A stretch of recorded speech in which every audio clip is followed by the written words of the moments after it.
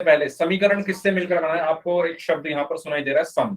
सम का मतलब होता है समानता, ठीक है। यानी समीकरण क्या दर्शाती है? समानता दर्शाती है। किसकी समानता दर्शाती है? दो व्यंजकों की, ठीक है। तो पिछली क्लास में हमने ये चीज पढ़ी थी कि एक समीकरण में क्या होता है। एक समीकरण में सबसे पहली चीज बराबर का निशान होता है, और बराबर के निशान के बाईं ओर एक व्यंजक लिखा होता है, यहाँ पर कुछ व्यंजक लिखा होता है, और दाईं ओर भी कुछ व्यंजक लिखा होता है। जो बाईं ओर व्यंजक लिखा होता है उसको हम क्या कहते हैं? बायां पक्ष या एलएचएस। और जो दाईं ओर व्यंजक लिखा होता है उसको हम क्या कहते हैं? दायां पक्ष या आरएचएस। ये हमने पिछली क्लास में पढ़ा था, ठीक है। तो हमने समीकरण को पहचानना भी सीखा था।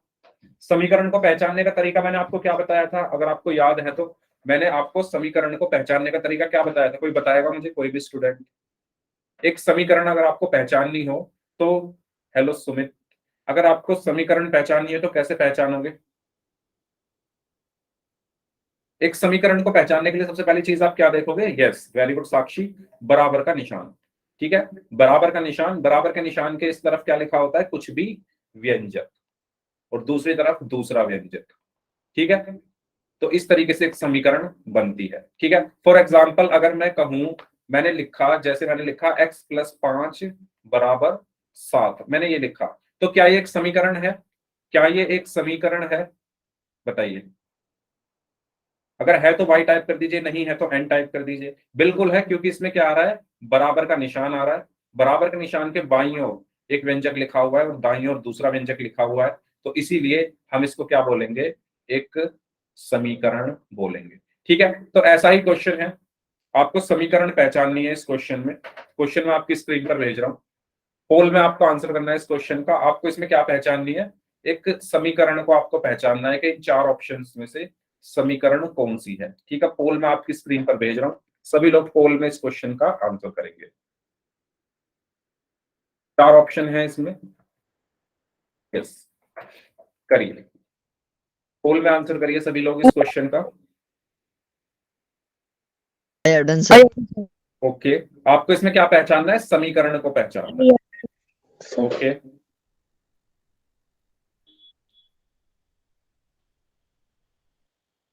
ओके,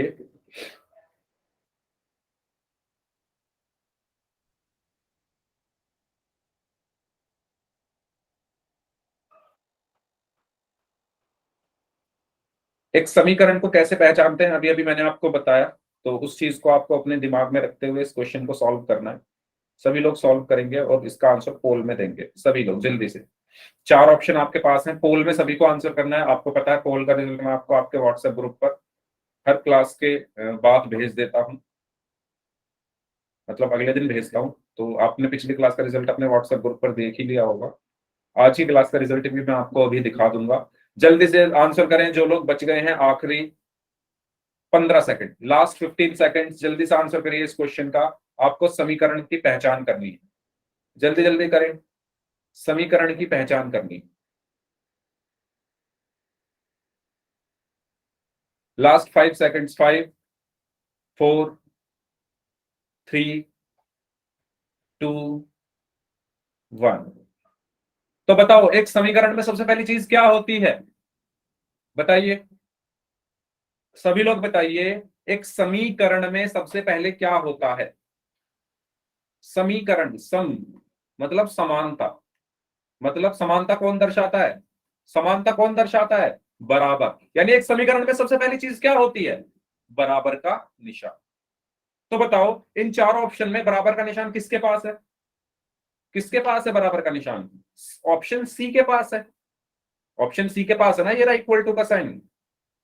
और इक्वल टू यानी बराबर के निशान के एक तरफ एक व्यंजक लिखा हुआ है, दूसरी तरफ दूसरा व्यंजक लिखा हुआ है, इसीलिए इसको मैं क्या बोलूंगा? एक समीकरण बोलूंगा। ना तो इसमें इक्वल टू का साइन है, ना इसमें है, ना इसमें है। कुछ बच्चों ने डी आंसर दिया, जिन्होंने डी आंसर दिया है आप लोगों को समझ आया कि समीकरण में सबसे पहली चीज क्या होती है? बराबर का निशान होता है, जो किसमें है? इस ऑप्शन सी में है, ठीक है। तो इसका सही आंसर क्या होगा? Option C. अगर यहां तक आपको क्लियर है तो जल्दी से वाई टाइप कर दीजिए सभी लोग, ठीक है। ये हमने पिछली क्लास में पढ़ लिया था। अब बात करते हैं आज की क्लास के टॉपिक की, जो कि है, अच्छा, उस टॉपिक पर जाने से पहले ये आपका पिछली क्लास का रिजल्ट है।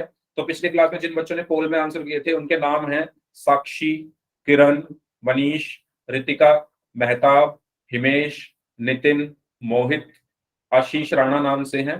तो इन्होंने पिछली क्लास में पोल में आंसर किए थे, जिनके सभी आंसर सही थे वो थे नितिन और मोहित, और साक्षी के 10 में से 9 सही थे, किरण के भी 10 में से 9 सही थे, और मनीष के भी 10 में से 9 सही थे, रितिका के 10 में से 4 सही थे, मेहताब के 10 में से 7 सही थे, हिमेश के 10 में से 8 सही थे, और बाकी जो 2 स्टूडेंट्स हैं उनके सभी क्वेश्चन सही थे, और आशीष राणा नाम से जो स्टूडेंट है इनके 10 में से 8 क्वेश्चन सही थे। ठीक है, तो ये आपका पिछली क्लास का रिजल्ट है पोल का, जो कि मैंने आपके व्हाट्सएप ग्रुप पर भी भेजा था और आपको आपकी क्लास में भी मैंने दिखा दिया है। ठीक है, चलिए तो अब बात करते हैं अपने अगले टॉपिक की, जिसका नाम है एक चर वाले रैखिक समीकरण। ठीक है, आज हमें पहचानना है कि एक चर वाले रैखिक समीकरण क्या होते हैं।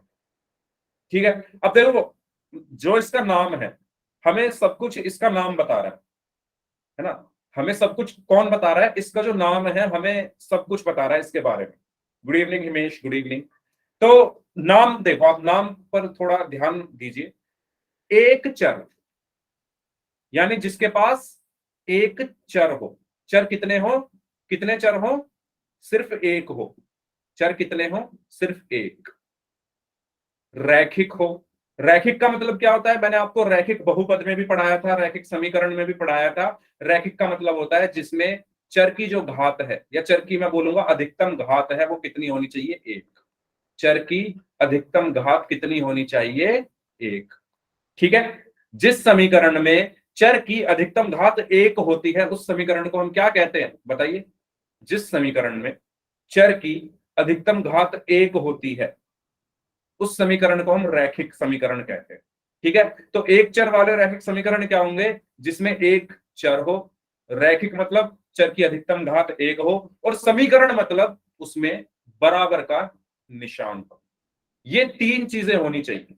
एक चर वाले रैखिक समीकरण अगर आपको पहचानने हैं तो आपको क्या क्या चेक करना है? सबसे पहले चर देखो कितने हैं, तो कितने चर होने चाहिए? एक, क्योंकि तभी तो एक चर वाली रहेगी वो।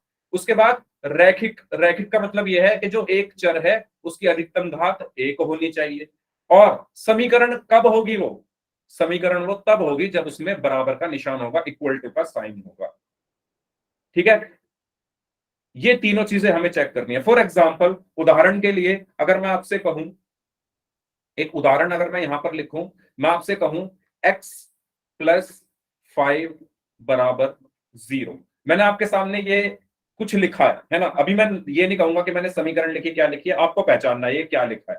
कुछ मैंने आपके सामने लिखा है, अब आपको ये पहचानना है कि क्या ये एक चर वाली रैखिक समीकरण है।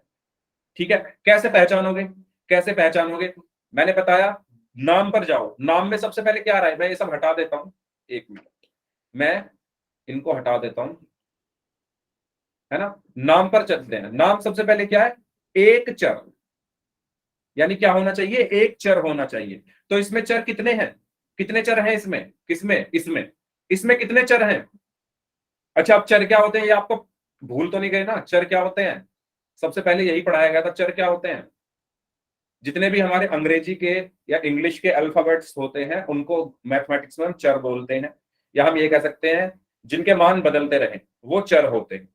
ठीक है, तो A B C D E F G H I J K L M N O P से लेकर जेड तक, ये सब चर हैं मेरे। अगर क्वेश्चन में बोल दिया कि ये अचर है तभी हम इनको अचर बोलेंगे, अदरवाइज हम इनको चर मानकर चलेंगे। ठीक है, तो चर क्या होते हैं? ये जितने भी अंग्रेजी के अक्षर हैं इनको हम चर बोलते हैं। ठीक है, ये बात मैंने आपको दोबारा से रिवाइज करा दी। हाँ पता है, हाँ वेरी गुड, पता है, वेरी गुड। ठीक है, तो ये हो गए चर की बात। मैंने इसलिए दोबारा से ध्यान दिला दिया है, हो सकता है किसी स्टूडेंट के माइंड से स्किप हो गया हो, निकल गया हो, छूट गया हो। तो एक चर, तो इसमें कितने चर हैं? एक ही है, एक ही चर है ना, और वो क्या है? एक्स है। तो इसमें एक ही चर है, वो क्या है? एक्स है। तो ये एक चर वाला हो गया। अब रैखिक, रैखिक का मतलब क्या है? कि जो चर इसमें है उसकी घात कितनी होनी चाहिए? चर की अधिकतम घात कितनी होनी चाहिए? एक। तो मुझे बताओ यहां पर एक्स की घात कितनी है? यहां पर एक्स की घात कितनी है? एक ही है ना, है ना। क्यों है एक? क्योंकि मैंने आपको बताया था कि मैथमेटिक्स में, गणित में जिसका कोई नहीं होता उसका कौन होता है? एक होता है। क्यों? देखो इसकी घात मुझे कुछ दिख नहीं रही तो इसका एक है, इसका गुणांक कुछ दिख नहीं रहा तो उसका एक गुणांक है। ठीक है, तो ये चीज मैंने आपको सिखाई थी। गुणांक अगर कुछ नहीं है तो हम एक होता है उसका गुणांक, और अगर घात वहां पर हमें कुछ दिख नहीं रही ना अपनी आंखों से तो वो है लेकिन हमें दिख नहीं रही, तो वो घात कितनी है, यहाँ पर एक है। तो यहाँ पर x की घात कितनी है, एक है, तो ये रैखिक भी हो गया। ठीक है, तो ये एक चर वाला भी हो गया, ये रैखिक भी हो गया। क्यों? क्योंकि जो चर है उसकी घात एक है। क्या ये समीकरण है? क्या ये समीकरण है? समीकरण की पहचान क्या है? पिछली क्लास में आपको बताया था, इक्वल टू का साइन। तो इसमें इक्वल टू का साइन भी लगा हुआ है, यानी बराबर का निशान लगा हुआ है। बराबर के निशान के दोनों तरफ कुछ व्यंजक या एक्सप्रेशन लिखे हुए हैं। तो आपको एक चर भी मिल गया, वो रैखिक भी है। रैखिक क्यों है? क्योंकि उसकी घात एक है, किसकी? चर की। और ये एक समीकरण भी है क्योंकि इसमें बराबर का निशान लगा है और बराबर के निशान के दोनों तरफ व्यंजक लिखे हुए हैं। तो इसको मैं क्या बोलूंगा? एक चर वाली रैखिक समीकरण। ठीक है, तो ये सबको क्लियर हुई ये बात? तो आप चाहें तो इसको अपनी नोटबुक में आप नोट डाउन कर सकते हैं, अगर आप नोट्स आप लोग बना ही रहे होंगे, मैं ये उम्मीद रखता हूं आपसे, क्योंकि मैं हर क्लास में बोलता ही हूँ नोट्स के लिए। तो आप यहां से आसानी से पढ़ सकते हो, एक चर वाले रैखिक समीकरण मतलब जिसमें एक चर हो। ठीक है, रैखिक मतलब जो चर उसमें है उसकी घात एक हो, अधिकतम घात में बोलूंगा यहाँ पर। ठीक है, अधिकतम में यहाँ पर लिख लेते हैं, अधिकतम घात कितनी होनी चाहिए? एक।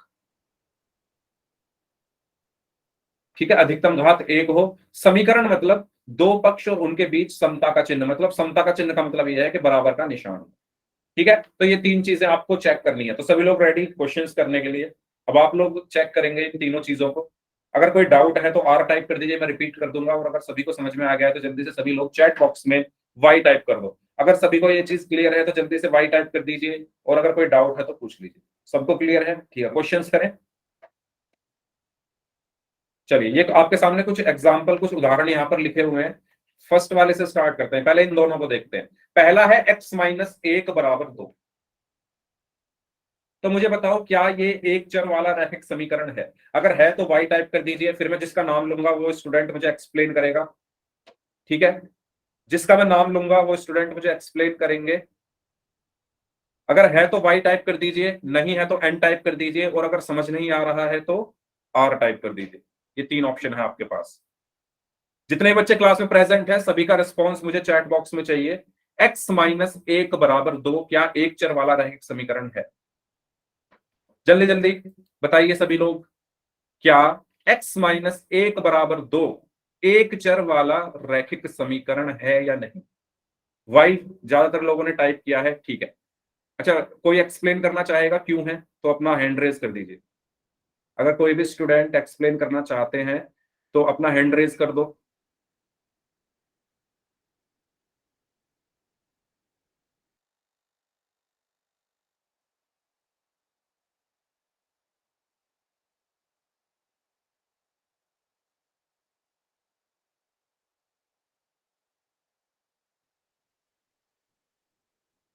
हाँ जी, मेरी आवाज आ रही है ना सभी को? सभी को मेरी आवाज आ रही है ना? हाँ, मनीष आप बताना चाहते हैं इसकी एक्सप्लेनेशन, क्यों है ये एक चर वाला रैखिक समीकरण? ठीक है, साक्षी आप बताइए।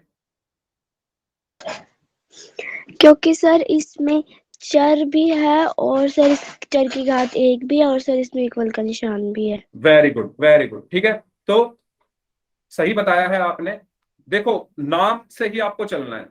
आपको क्या बताना है, क्या ये एक चर वाली रैखिक समीकरण है? आपको ये बताना है। ठीक है, तो नाम को देखते हैं। नाम में सबसे पहले क्या है? एक चर।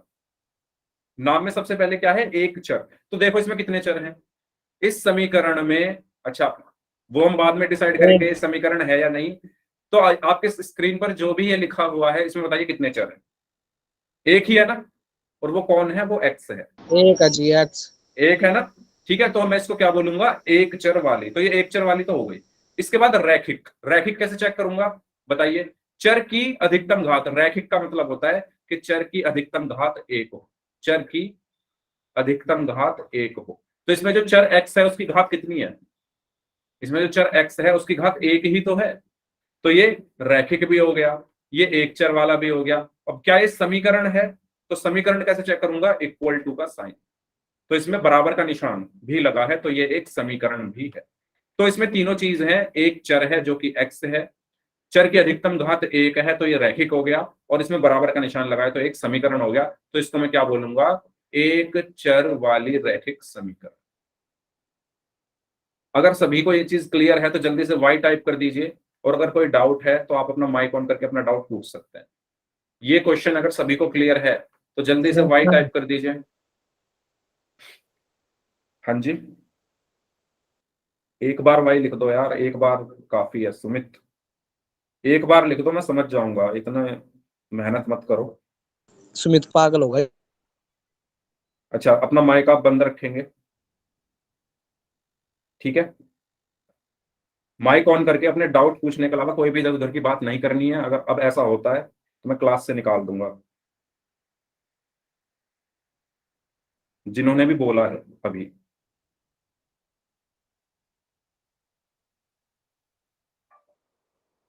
हाँ जी, ठीक है, चलो तो नेक्स्ट क्वेश्चन करते हैं।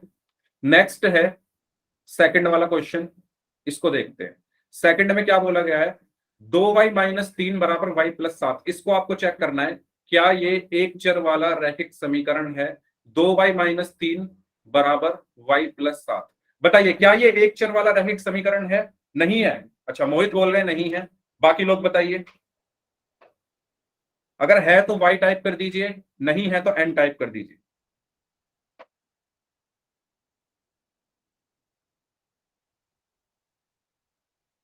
सभी लोग, सभी लोग चैट बॉक्स में आंसर दें। 2y-3 बराबर y+7, क्या ये एक चर वाला रैखिक समीकरण है? कितने चर हैं इसमें? इसमें कितने चर हैं? एक ही तो है, y। आप इसको अलग अलग नहीं गिनोगे मोहित, आप इनको अलग अलग मत गिनना, ये भी y है ये भी y है, आप इसको एक ही तो गिनोगे। मान लो यहाँ y होता और यहाँ z होता, तब आप इनको अलग अलग गिनते, ठीक है? मान लो यहाँ 2y और यहाँ पर z होता, तब y और z को आप अलग अलग गिनते, लेकिन दोनों y है ना ये, तो मतलब चर तो एक ही हुआ ना, अंग्रेजी का अक्षर तो एक ही यूज हो रहा है ना यहाँ पर, जो कि y है। ये बात आपको समझ में आई? कितने चर हैं यहाँ पर? एक चर है, तो मैं इसको क्या बोलूंगा? एक चर वाला, ठीक है? वाला या वाली, एक चर वाली, ठीक है? क्यों? क्योंकि इसमें एक चर है। अब चर की घात कितनी है? चर की घात कितनी है? देखो चर क्या है? y, उसकी घात 1 है, यहां पर भी y है, उसकी घात 1 है, तो अधिकतम घात 1 है, तो मैं इसको क्या बोलूंगा? रैखिक। ठीक है, इस तरीके से आपको नाम से ही सीखना है, याद मत करो, समझो। एक चर वाली मतलब एक चर होना चाहिए, रैखिक मतलब चर की घात 1 होनी चाहिए। तो चर y था, उसकी घात यहां पर कितनी है? 1 है, तो ये रैखिक हो गई। अब इसमें बराबर का निशान भी तो लगा है, अगर इसमें बराबर का निशान लगा है तो ये क्या हो गई? समीकरण भी हो गई। बराबर का निशान और बराबर के निशान के दोनों तरफ कुछ व्यंजक भी लिखे हुए हैं, तो ये एक समीकरण भी हो गई है। तो इसलिए अब देखो एक चर वाली रैखिक समीकरण ये होगी। ये बात अगर सभी को क्लियर है तो जल्दी से y टाइप कर दीजिए, और अगर कोई डाउट है तो पूछ लीजिए। अगर ये सर चीज सभी को क्लियर है, हाँ जी पूछिए। सर मैंने उसका आंसर बताया था जो आपने यहाँ पर नहीं लिखा, पहला एक्स स्क्वायर। अच्छा अच्छा, नहीं इसका बताना था, सेकंड वाला जो ये वाला है, ठीक है कोई बात नहीं, ये समझ में आ गया है ना? हाँ ये वाला सर। क्वेश्चन सभी को समझ में आ गया है? ठीक है, चलिए अब बात करते हैं इस वाले क्वेश्चन की। x² - 2 बराबर 7, तो बताइए क्या ये एक चर वाली रैखिक समीकरण है? x² - 2 बराबर 7, x² - 2 बराबर 7, तो कितने चर हैं इसमें? एक ही है। कितने चर हैं इसमें? एक ही तो है, वो कि जो कि x है, तो ये क्या होगा? एक चर वाली होगी। लेकिन क्या ये रैखिक है? क्या ये रैखिक है? रैखिक में तो चर की घात कितनी होती है? रैखिक में चर की घात कितनी होती है? 1 होती है। चर की अधिकतम घात कितनी होती है? 1 होती है, और यहां पर कितनी है? यहां पर कितनी है? यहां पर है 2, तो ये रैखिक नहीं है। अब आगे हमें कुछ चेक नहीं करना, समीकरण अब हम आगे चेक ही नहीं करेंगे, रैखिक ही नहीं है, यानी ये एक चर वाली रैखिक समीकरण नहीं है। ठीक है, ये एक चर वाली रैखिक समीकरण नहीं है। क्यों नहीं है? क्योंकि रैखिक में चर की अधिकतम घात 1 होती है और यहां पर 2 है घात, इसलिए ये नहीं है। ये चीज सभी को क्लियर हुई? सर हाँ जी, किसी का फोन आ गया, 2 मिनट रुको। ओके। हाँ जी, बताइए, ये बात आपको क्लियर हुई? x² - 2 = 7 क्यों नहीं है? ठीक है, चलो नेक्स्ट क्वेश्चन। नेक्स्ट है y + z = 5। अब मैं जिसका नाम लूंगा वो स्टूडेंट मुझे एक्सप्लेन करेंगे इस क्वेश्चन को, और प्लीज माइक ऑन जरूर कर लेना। अगर नहीं आता तो माइक ऑन करके बोल देना सर मुझे नहीं आता, लेकिन माइक ऑन जरूर कर लेना जिसका मैं नाम लूंगा। इसमें आपको बताना है कि क्या ये एक चर वाली रैखिक समीकरण है या नहीं। ठीक है, तो सबसे पहले मुझे बताएंगे, अमन पवार नाम से जो स्टूडेंट हैं, बताइए क्या ये एक चर वाली रैखिक समीकरण है? नो सर, नहीं है। ओके, ठीक है। जी क्यों नहीं है? 2 चर वाली है। 2 चर वाली है, ठीक है। उसके बाद है अंश पार्चा नाम से स्टूडेंट, बताइए क्या ये एक चर वाली रैखिक समीकरण है? अंश पार्चा नाम से जो स्टूडेंट हैं, बताइए क्या ये एक चर वाली रैखिक समीकरण है? गौरव रांगी, आप बताइए क्या ये एक चर वाली रैखिक समीकरण है? No sir. नहीं है, ठीक है। इसके अलावा टोनी कश्यप नाम से जो स्टूडेंट है, आप बताइए क्यों नहीं है ये एक चर वाली रैखिक समीकरण? क्यों नहीं है ये एक चर वाली रैखिक समीकरण? बताइए। जी एक्स और वाई। एक्स और वाई, एक्स तो इसमें है ही नहीं। आपने ये बोला इसमें 2 चर हैं, जी कौन वाई कौन से हैं 2 चर? वाई और जेड, वेरी गुड, ठीक है, वेरी गुड। तो आप, मैंने 3-4 बच्चों से पूछा है तो उन्होंने ही आंसर दे दिया है इस क्वेश्चन का। इसमें कितने चर हैं? 2 चर हैं, एक y है और एक z है, तो इसलिए ये एक चर वाली रैखिक समीकरण नहीं। एक चर वाली रैखिक समीकरण नहीं है। ठीक है, क्यों नहीं है? क्योंकि इसमें 2 चर हैं। ठीक है, तो बताइए यहां तक आप सभी को क्लियर है? ठीक है, तो ये दोनों हैं हमारी एक चर वाली रैखिक समीकरण और ये दोनों हमारी एक चर वाली रैखिक समीकरण नहीं है। ठीक है, तो उम्मीद करता हूं आपको अच्छे से समझ में आ गया होगा। चलो चैट बॉक्स में आपको आंसर करना है इस क्वेश्चन का। आपको इसमें एक चर वाली रैखिक समीकरण पहचाननी है। मान लो ये ऑप्शन ए है, ये बी है, ये सी है और ये डी है। बताइए इसमें से एक चर वाली रैखिक समीकरण कौन सी है? 4 ऑप्शन आपके पास है, इसके बाद पोल में करेंगे, ये लास्ट आपके लिए प्रैक्टिस के लिए है। बताइए 4 आपके सामने ऑप्शंस हैं, इसमें आपको बताना है कि एक चर वाली रैखिक समीकरण कौन सी है। अच्छा, सिर्फ एक बार लिखना है भाई, जो भी आप लिख रहे हो ए बी सी डी, सिर्फ एक बार लिखो प्लीज, जिससे मुझे पता चल जाए।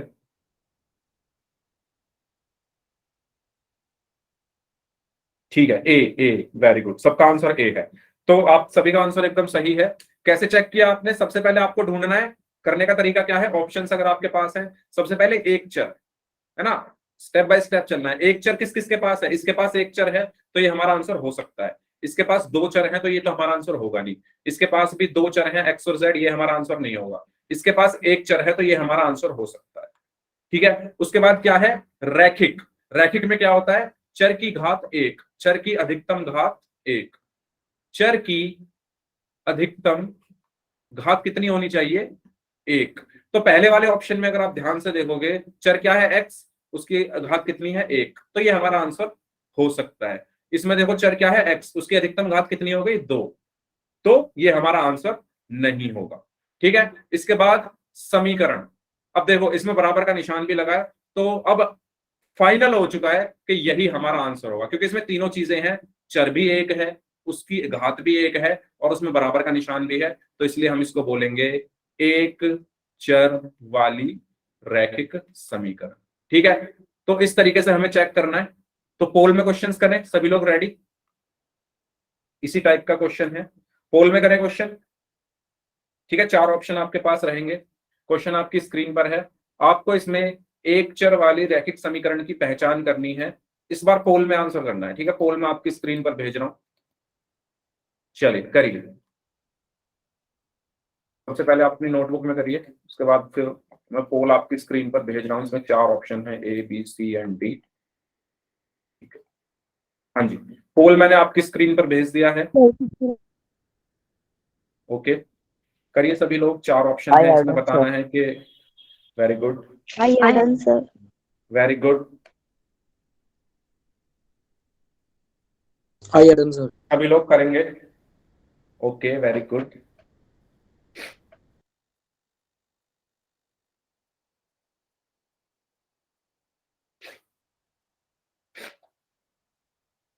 ओके, 10 लोगों का आंसर आ चुका है, अभी भी काफी लोग बचे हुए हैं। जल्दी से आंसर करिए इस क्वेश्चन का।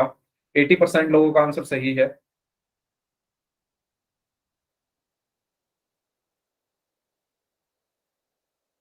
हाँ जी, 4 लोग और बचे हैं, जल्दी से आंसर करें इस क्वेश्चन का। सभी लोगों को पोल में आंसर करना है। आपका जो पोल का रिजल्ट है वो आपके व्हाट्सएप ग्रुप पर मैं अगले दिन भेज देता हूं। तो आज का जो रिजल्ट है वो मैं कल आपके व्हाट्सएप ग्रुप पर भेज दूंगा पोल का, और आपको आपकी लाइव क्लास में भी दिखाया जाता है वो रिजल्ट। तो पोल से बेसिकली आप अपने आप को टेस्ट कर सकते हैं कि आपको कितना समझ में आया है। तो आंसर जरूर करें पोल में। हाँ जी, 4 लोग और बचे हुए हैं, जल्दी से आंसर करिए। आपके पास आखिरी 15 सेकंड है, last 15 seconds, last 15 seconds, last 10 seconds,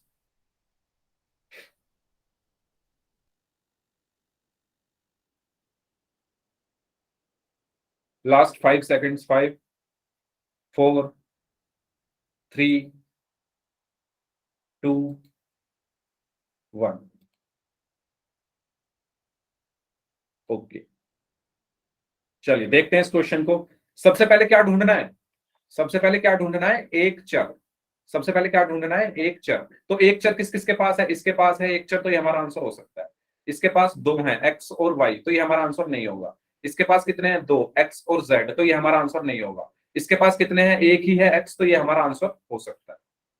ठीक है, उसके बाद रैखिक, मतलब चर की जो घात है, चर की अधिकतम घात 1 होनी चाहिए। चर यहाँ पर x है, उसकी घात 1 है, तो ये हमारा आंसर हो सकता है। ये तो है ही नहीं हमारे आंसर। लास्ट वाले में देखो, चर क्या है? x, उसकी अधिकतम घात 2 है, तो ये हमारा आंसर नहीं होगा। ठीक है, उसके बाद क्या ढूंढना है? समीकरण। तो आप अगर देखोगे इसमें बराबर का निशान है, तो ये एक समीकरण भी है, तो इसलिए इसका सही आंसर होगा ऑप्शन ए। एक चर है, रैखिक है और समीकरण है। ठीक है, तो सही आंसर होगा ऑप्शन ए। क्लियर सभी को? जल्दी बताइए, सभी को ये क्वेश्चन क्लियर है? गलत हो गया कोई बात नहीं, नेक्स्ट वाला आप सही कर लेना। ठीक है, चलिए इस क्वेश्चन को आपको आंसर देना है चैट बॉक्स में। बताइए इसमें से एक चर वाला रैखिक समीकरण कौन सा है? एक चर वाला रैखिक समीकरण इसमें से कौन सा है?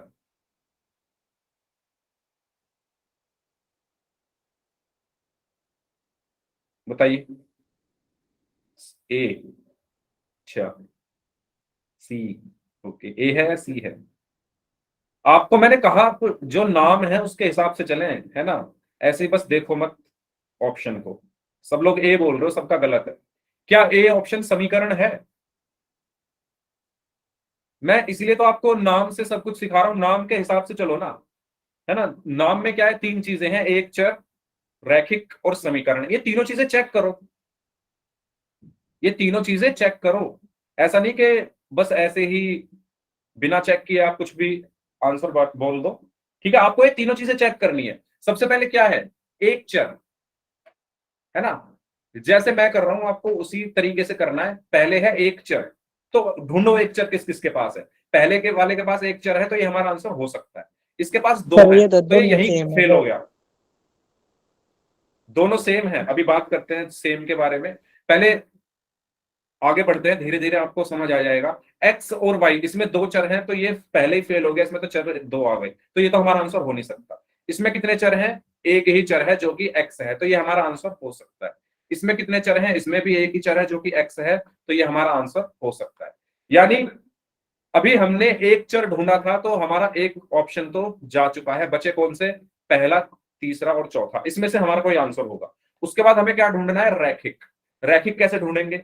चर की घात 1 होनी चाहिए। अब इसमें देखो चर क्या है, x उसकी घात 1 है, तो ये हमारा आंसर हो सकता है। इसमें देखो चर क्या है, x उसकी घात 1 है, तो ये भी हमारा आंसर हो सकता है। इसमें चर क्या है, x उसकी घात 2 है, तो ये हमारा आंसर नहीं हो सकता, तो ये भी कट गया। ठीक है, ऐसे चलना है आपको नाम के अकॉर्डिंग।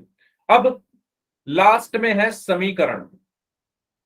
अब हमें चेक करना है कि समीकरण कौन सी है। तो जो स्टूडेंट अभी बोल रहे थे कि दोनों बराबर सेम है, सेम नहीं है, सेम नहीं है। एक है 2x + 15 और एक है 2x + 5 = 0।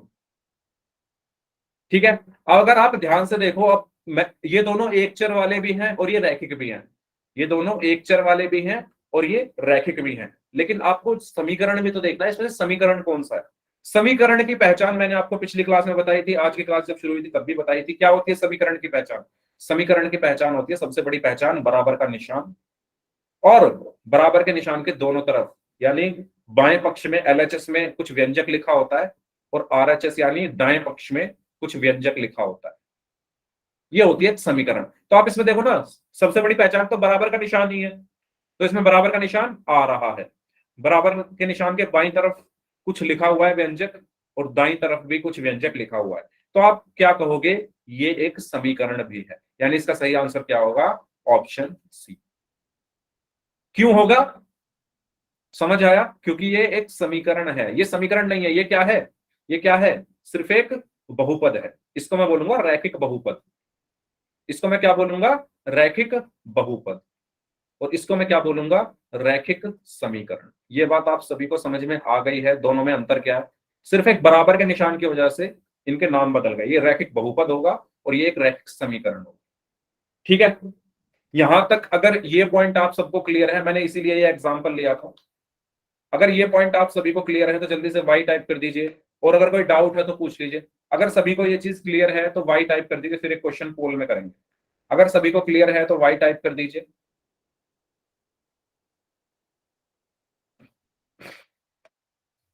No doubt, okay. चलो तो क्वेश्चन करते हैं पोल में। क्वेश्चन आपकी स्क्रीन पर ये है, आपको इसमें से बताना है कौन सा एक चर वाला रैखिक समीकरण है।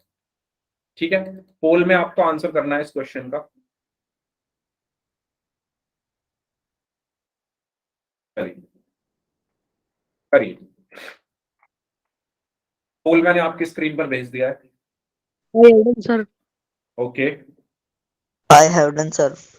ओके, तो आपको क्या ढूंढना है, एक चर, रैखिक और समीकरण। I have done, sir. I did. Okay, I have done, Okay. sir. Very good.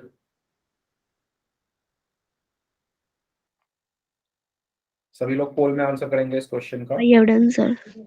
Very good.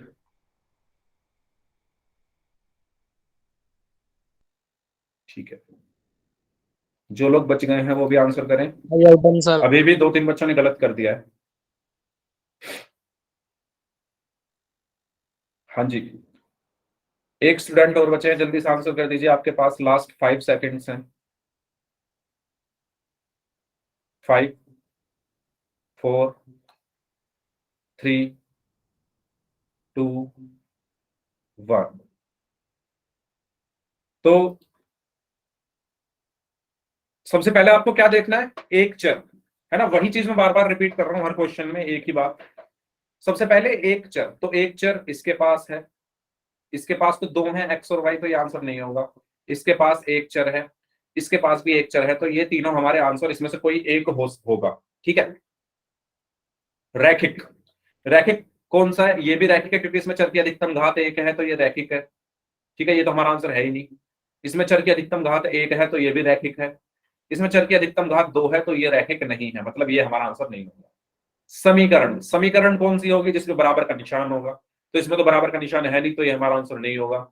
इसमें देखो है बराबर का निशान, तो यही हमारा आंसर होगा। तो इसका सही आंसर क्या हुआ, ऑप्शन सी, यानी ये। ठीक है, क्लियर सभी को यहां तक? तो इसका सही आंसर क्या होगा, ऑप्शन सी। अगर यहां तक किसी को कोई डाउट है तो पूछ लीजिए। इस तरीके से हम एक चर वाले रैखिक समीकरण को पहचानते हैं। ओके, चलिए नेक्स्ट क्वेश्चन करते हैं। इसका आंसर आपको पोल में करना है। आपको इसमें एक चर वाले रैखिक समीकरण को पहचानना है। ठीक है, पहचानिए, पोल में आपकी स्क्रीन पर भेज रहा हूं।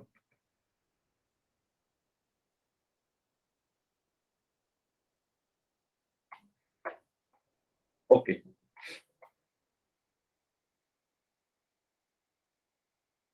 I have done, sir. एक चर वाली रैखिक समीकरण आपको पहचाननी है। Very good,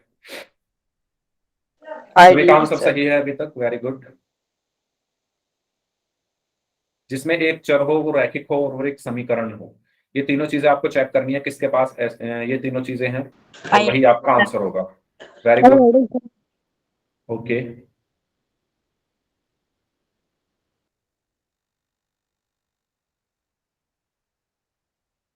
I have done, sir. Okay, I have done, sir. Okay, very good. हाँ जी, जल्दी जल्दी आंसर करिए, जो लोग बच गए हैं। 3 लोगों का आंसर आना बाकी है। आखिरी 15 सेकंड हैं आपके पास, लास्ट 15 सेकंड्स।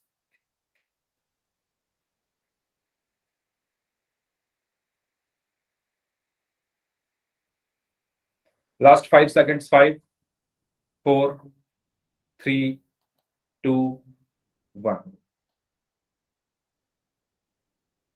ठीक है, 2 लोगों का आंसर गलत था, बाकी सबका सही था। तो डी। ओके, देखते हैं। सबसे पहले एक चर, इसमें कितने चर हैं? इसमें तो 2 हैं, एक तो y है और एक z है, तो ये हमारा आंसर नहीं हो सकता। इसमें कितने चर हैं? इसमें तो 3 है, x z और y, तो ये हमारा आंसर नहीं हो सकता। इसमें कितने चर हैं? इसमें एक ही चर है जो कि x है, तो ये हमारा आंसर हो सकता है। इसमें कितने चर हैं? लास्ट वाले में एक ही है, x, तो ये भी हमारा आंसर हो सकता है। ठीक है, अब हमें क्या ढूंढना है? रैखिक। तो ये दोनों तो हमारा आंसर होंगे नहीं, तो पहले ही कट चुके हैं। अब इन दोनों में देखो, इसमें रैखिक में क्या होता है? चर की अधिकतम घात कितनी होती है? 1। तो इसमें चर क्या है? x, उसकी अधिकतम घात कितनी है? 2, तो ये हमारा आंसर नहीं हो सकता। इसमें चर क्या है? x, उसकी अधिकतम घात कितनी है? 1। ठीक है, तो ये हमारा आंसर हो सकता है। यहां पर भी 1 है,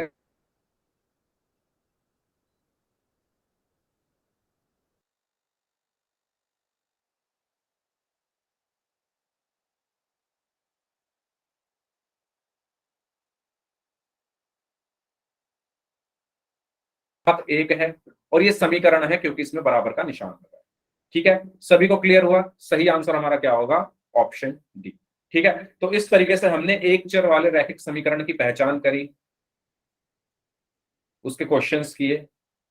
ठीक है, अब कोई डाउट है तो आप पूछ लीजिए। सभी को समझ में आ गया तो वाई टाइप कर दीजिए जल्दी से, फिर हम आगे बढ़ते हैं।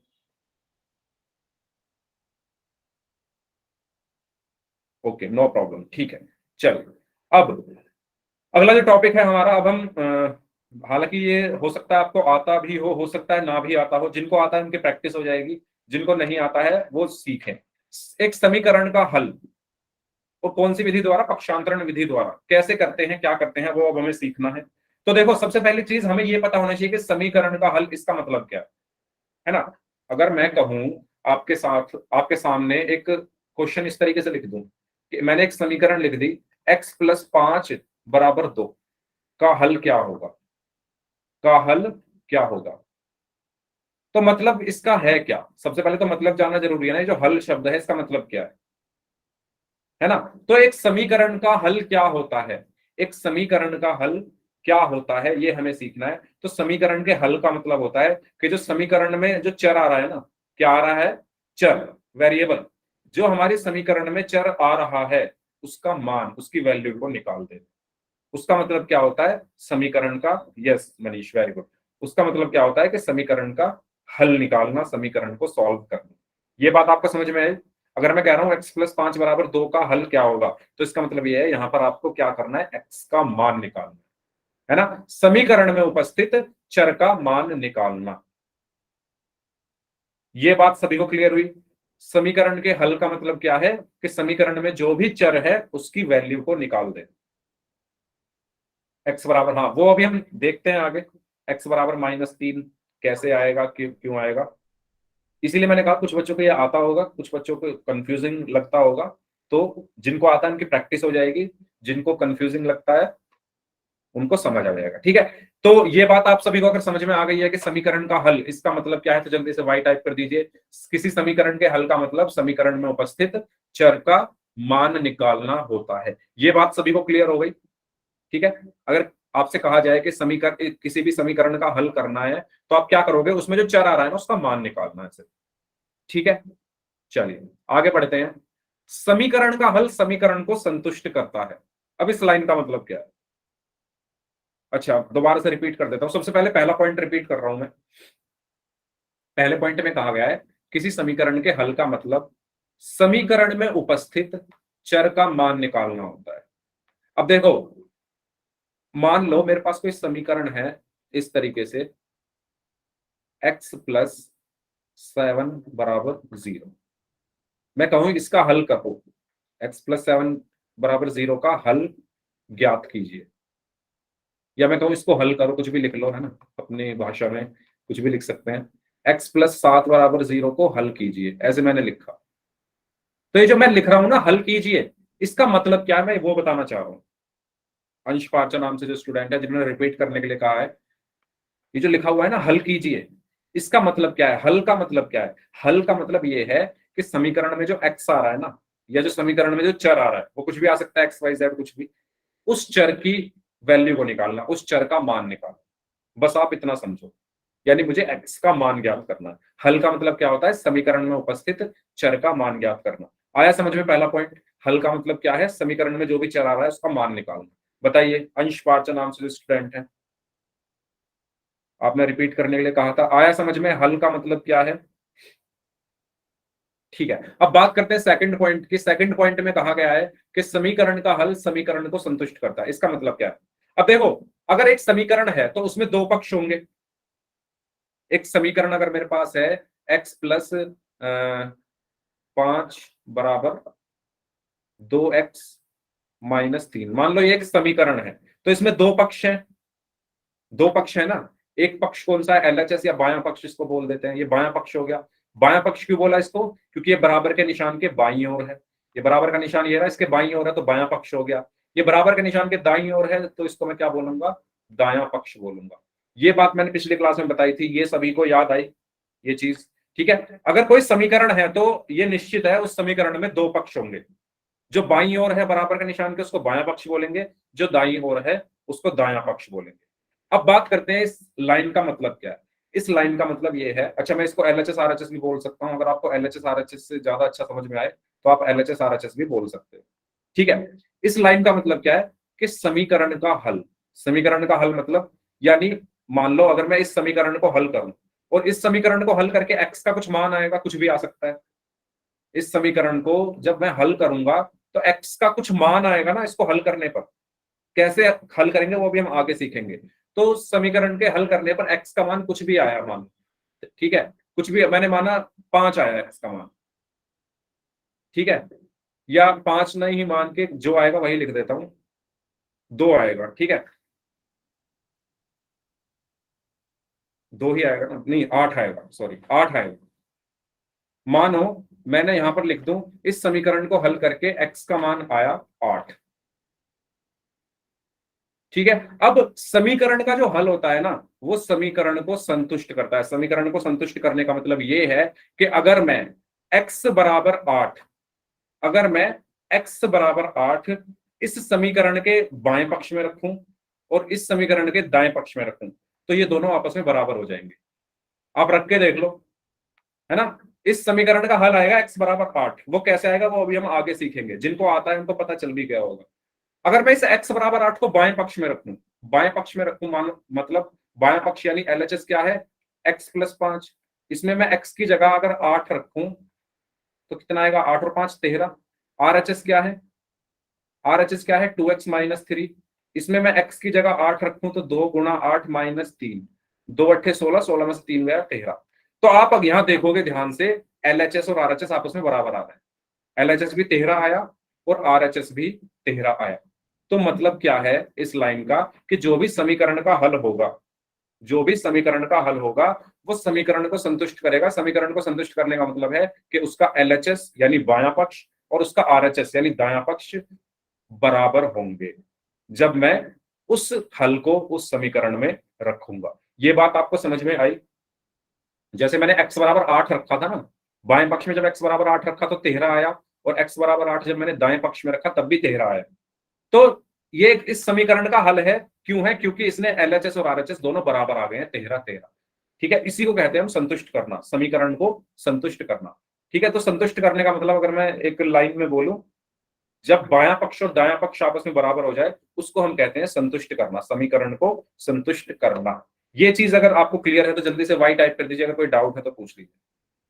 दूसरा पॉइंट, अगर सभी को क्लियर है तो वाई टाइप कर दीजिए। यहां आपको सिर्फ इतना समझना है कि जब भी आप समीकरण का हल किसी समीकरण में रखते हो तो उसके जो बाएं पक्ष और दाएं पक्ष है वो बराबर आते हैं। ठीक है, चलिए अब बात करते हैं, आगे बढ़ते हैं, एक समीकरण को हल कैसे ज्ञात करते हैं, एक समीकरण का हल कैसे ज्ञात करते हैं। तो देखो, अब आपको मेरी बात ध्यान से सुननी है, स्पेशली उन स्टूडेंट्स को जिनको ये बिल्कुल नहीं आता। जिनको आता है उनका रिवीजन तो हो ही जाएगा। मान लो ये एक समीकरण है, 2x - 3 = 5। इसका मुझे क्या करना है? इसका मुझे हल ज्ञात करना है। हल से मतलब क्या है? अभी मैंने बताया, हल से मतलब है समीकरण में उपस्थित चर का मान ज्ञात करना है। समीकरण में उपस्थित चर का मान ज्ञात करना। तो समीकरण में कौन सा चर उपस्थित है? x, यानी मुझे यहां पर क्या करना है? x का मान ज्ञात करना है, x का मान ज्ञात करना है। ठीक है, मुझे यहां पर क्या करना है? x का मान ज्ञात करना है। तो देखो, जब भी आपको किसी भी समीकरण को हल करना है तो आपको कुछ नियमों को यहां पर पालन करना पड़ेगा। तो नियमों का पालन कुछ इस प्रकार करना पड़ेगा। सबसे पहली चीज आपको ये चीज याद रखनी है, संख्या संख्या एक साथ, संख्या संख्या एक साथ, और चर वाले पद एक साथ। संख्या संख्या एक साथ और चर वाले पद एक साथ। ठीक है, ये लाइन का मतलब क्या है अभी हम सीखेंगे। मैंने यहां पर लिख दिया है संख्या संख्या एक साथ, चर वाले पद एक साथ। इसका मतलब क्या है? देखो, एक अगर समीकरण है तो उसमें बराबर का निशान होगा, जैसे यहां पर एक बराबर का निशान है। अगर ये एक समीकरण होगी आपके पास कोई भी, तो उसमें सबसे पहली चीज बराबर का निशान होगा। तो आपको हमेशा क्या करना है, जब भी आपके सामने कोई भी समीकरण आए, आपको कोशिश ये करनी है कि बीच में बराबर का निशान हो। बराबर के निशान के एक तरफ, मान लो इस तरफ क्या हो? सभी संख्याएं हो, और बराबर के निशान के दूसरी तरफ सिर्फ चर वाले पद हों। क्या हो? चर वाले पद हों। कैसे होंगे, क्या होंगे, अभी हम सीखेंगे।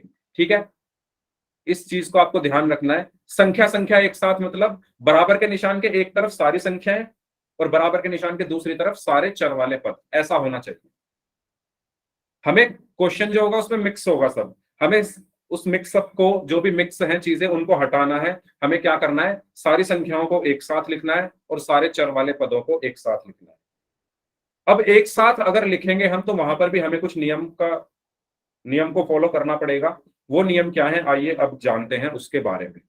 तो नियम ये है, जब भी आप किसी चर को या किसी संख्या को बराबर के निशान के दूसरी तरफ ले जा रहे हो, ठीक है, जब भी आप किसी भी संख्या या चर को बराबर के निशान के दूसरी तरफ ले जा रहे हो, और अगर वो प्लस की है तो वो दूसरी तरफ जाकर माइनस की हो जाएगी, माइनस की है तो दूसरी तरफ जाकर प्लस की हो जाएगी, गुणा में है तो दूसरी तरफ जाकर भाग हो जाएगी, और अगर भाग है तो दूसरी तरफ जाकर गुणा हो जाएगी।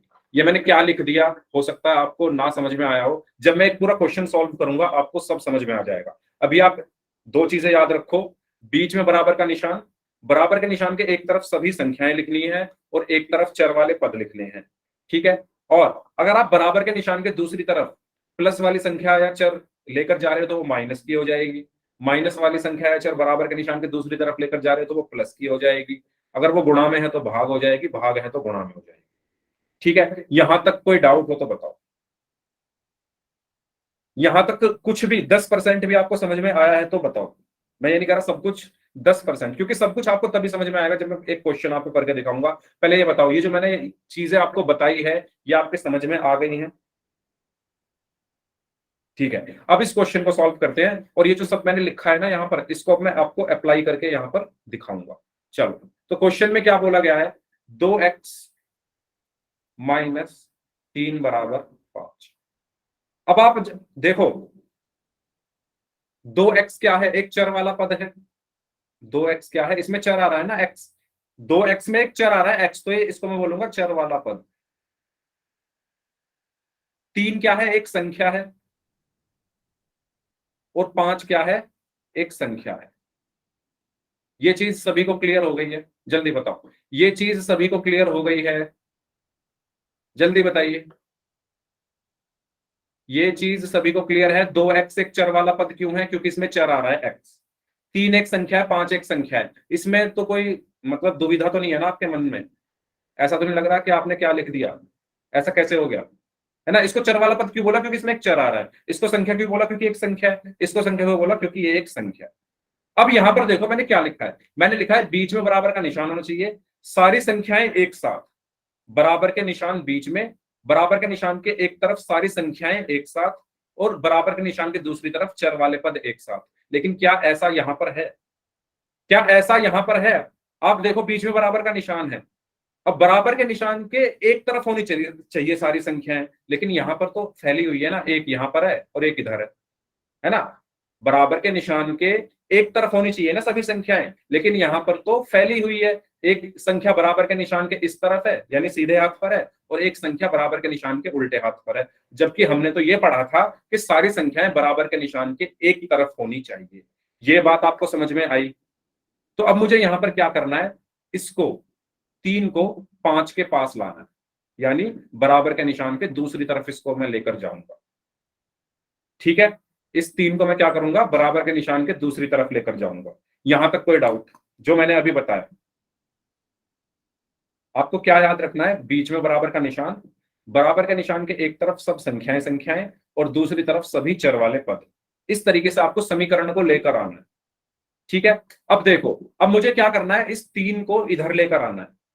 और मैंने नियम क्या बताया, जब भी आप बराबर के निशान के दूसरी तरफ कोई माइनस वाली संख्या लेकर आओगे तो वो क्या हो जाएगी, प्लस की हो जाएगी। ठीक है, यहां पर 3 माइनस का है, तो दूसरी तरफ जब मैं इसको लेकर जाऊंगा, क्योंकि ये एक संख्या है तो ये संख्या के पास जाएगी यानी इस तरफ आएगी, तो ये माइनस की है तो दूसरी तरफ जाकर क्या हो जाएगी, प्लस की। यानी यहां पर क्या बचा, 2x बराबर 5 प्लस 3।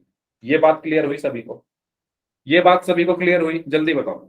3 इधर माइनस का था तो दूसरी तरफ जाकर प्लस हो गया, तो मैंने इसको 5 प्लस 3 लिख दिया। ठीक है, ओके, तो यहां से क्या बचा, 2x बराबर 5 और 3 कितना हो गया, 8। तो 2x को मैं क्या लिख सकता हूं, 2 गुणा x बराबर 8।